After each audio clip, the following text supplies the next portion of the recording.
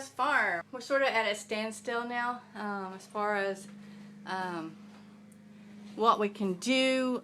We have to wait on the electrician to come out, and part of the living room wiring sort of quit working on in the whole entire living room in a closet. So part of the corner was where we decided, we changed our minds from the initial place where we were going to put the wood burning stove, and we're going to put that in the corner now. So we want to have that wiring taken out, disconnected. We don't need wiring back behind that wall. So far I went outside and I planted some honeysuckle. My neighbor at the other house has awesome honeysuckle growing all over. It comes over onto our side of the fence, and his side, it's just huge. It's probably been there for 20 years. Anyway, so I've been gathering the seeds from that, and I had like a whole little one of those little biodegradable pots full of seeds. So I just brought those out here and I weeded around an area, and the soil was awesome, full of deadfall and just awesomely rich, and lots of deep composition going on in there. So I caught a couple worms. Anyway, so I just sort of dug a shallow hole and spread those honeysuckle seeds out in there, and hopefully I just need one or two to take, and I'll get some honeysuckle in there. And it's got like a, looks like they had grapes or squash or something growing. It has like a trellis that they've built around it. It's like a part of a welded wire, part of animal fencing between the chicken wire and the heavier fence weld. But anyway, so it'll be a nice protected area for it. All the trees, I've already walked around. All the trees are doing good except for the one that I thought was going to die anyway. I don't know if it's dead or not. Blackberries, I planted 4. 3 have definitely taken. One's still alive, so I have hope for it. One of the comfrey plants out in the pig area is like 2.5 feet tall, and some of the new parts that I planted have come up. The mint has taken and has like quadrupled. The comfrey I planted over in the goat pen has taken. Some of the elderberries that I thought had not made it through the winter over in the goat area actually did. They must have still been dormant. So they are all bloomed out. We have had so much crazy rain, so I think it's really having an effect on everything. Some of the trees that I planted last year that were like 2 feet tall have like doubled or tripled in size. It's amazing out there. I was going to take a walk out there. I'll do that in a few minutes. Chris is out there mowing, so it's really loud and the kids are all getting sticks. So planted the honeysuckle, and I weeded the little experimental garden that will someday be the actual herb garden. None of the echinacea has come up, which is sort of disappointing.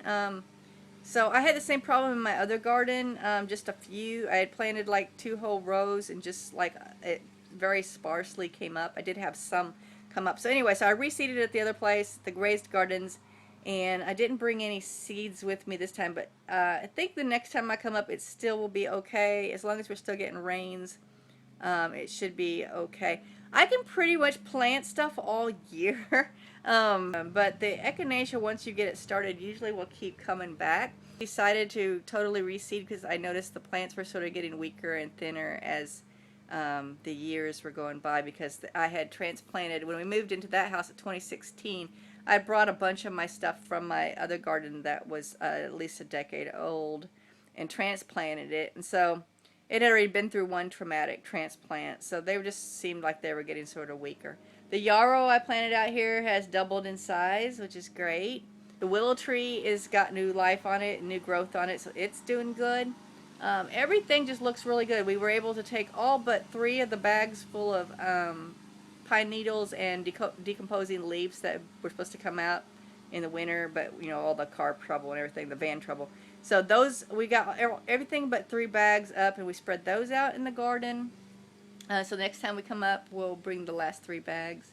But really we're at a standstill as what we can do in the house, because we need drywall and we need to haul off a bunch of carpet and stuff. So, and we're waiting on the electrician. So last time we got all of course the kitchen we only did part of. We haven't done anything in the kitchen because it's still a working kitchen. We want to keep it a working kitchen. That's going to be like one of the last things we do, because the ceiling has to come up and get raised. We have to rebuild the ceiling, and well, we want to keep it working as long as possible. We got all this insulation put in.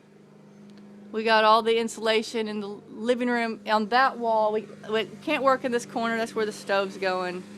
We got all the insulation here. We haven't done this internal wall or this wall yet. because of the electrical problem. We want to leave everything open as much as possible. Of course, we did the hallway. The master bedroom is done. The bathroom, of course, you know, if you've been following the saga, you know the bathroom's going to be a whole thing, so we haven't really done anything in there. And done what will be Chris's study. All of the insulation is up, and it's nailed in 2 rooms, but the rest of the rooms we need to nail it yet. Remember I said in the other video that we're going to do all the exterior walls, any insulation that's left over, we will then use on the interior walls. I definitely want to get some on this because that backs that walk-in closet in the other room, and it's really cold in there, so. But so that's the house. So we're, like I said, we're at a standstill. All this crap has to be hauled away. All this carpet, we haven't even bothered to pull it out because it was winter, and there's carpet in that room still. It needs to come out. The linoleum in here needs to come out. So all of that we're saving for when we get the big truck. So when we get the big truck, we'll do all that. But right now so today, Chris is mowing. I did the planting. I'm going to go outside with the plumber's putty and patch this hole in the wall. What I'm going to be using to repair the hole in the wall is it's Durham's plumber's putty. Now, if you haven't heard of this, it's amazing stuff. I use this when I'm restoring my composition dolls, which if you know anything about composition dolls, they were made between the 1900s and the 1940s, and basically they were like wood pulp and various adhesives sort of smushed together. Really a wooden kind of thing, but that's what I use to repair my dolls. I also use this, you can use it to make casts. If you've been following the Shirley Temple saga, I made a whole new arm for her out of this. But it's good, it's plumber's putty because it solidifies and dries, and it's rock hard, and they even say that on the front, it's rock hard, and it's waterproof. It's a powder. Make the putty, you use very little water. Let me start with that. The first time I tried using this, I used way too much water. So my suggestion, I have a pretty big hole there. I want to make this sort of like a Play-Doh consistency. It comes in this canister. You can get this online. It's been around for a long time. Durham's Rock Hard Water Putty. It's for all kinds of household repairs. So I got some in a cup here. Like I said, it takes very little water, so I'm just going to, what I usually do is I start with a spoonful. Let me start with a couple.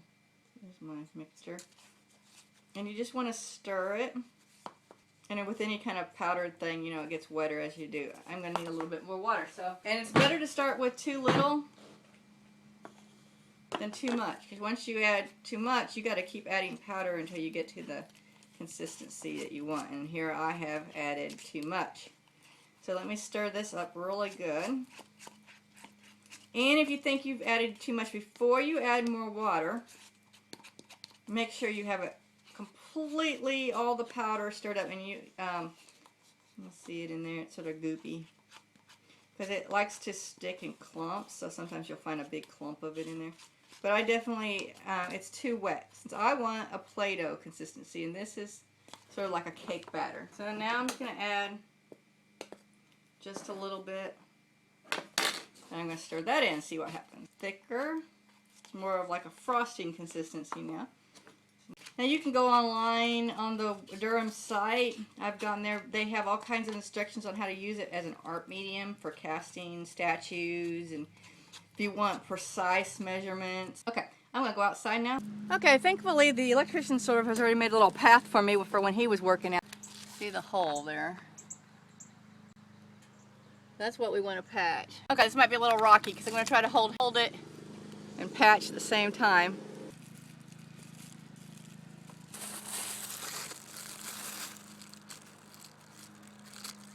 Yeah, see, if I would have made it a little thicker, it would hold itself a little better, but it's doing okay.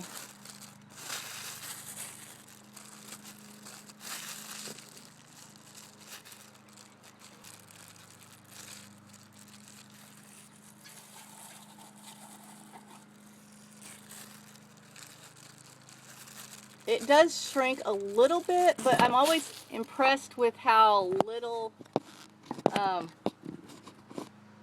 shrinkage I get, especially when I'm using it with the doll stuff. It will start setting up pretty fast.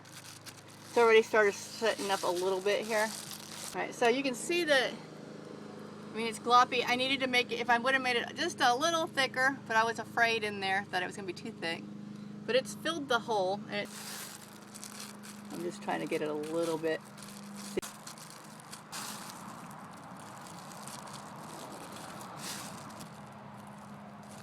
And I have to call that good, even if I'm not really thrilled about it.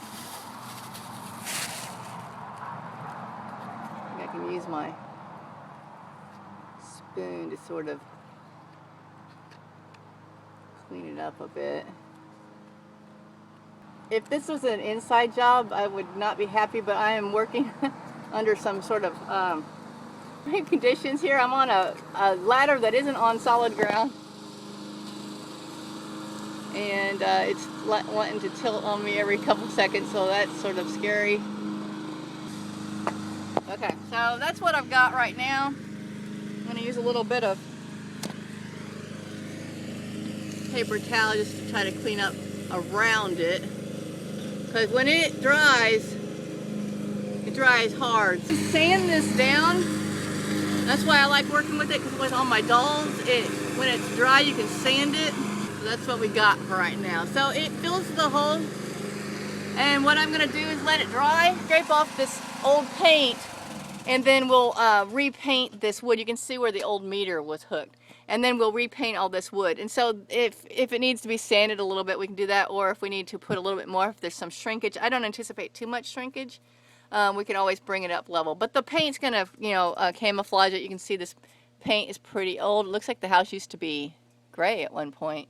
Got a gray paint under there. So that's what we're going to do. I just got to let that dry. And next time we come back, we'll work on that and we'll take off this old paint. And you can see it's been painted over several times. It looks like maybe they put the original meter in and just painted around. It's not a beautiful job, but like I said, it's all going to be covered up by paint eventually anyway. And then on the inside, we're going to fill up that hole with probably a chunk of wood or something more substantial to have multiple layers of blocking that hole. This has been Angie from Canterbury Trails Farm.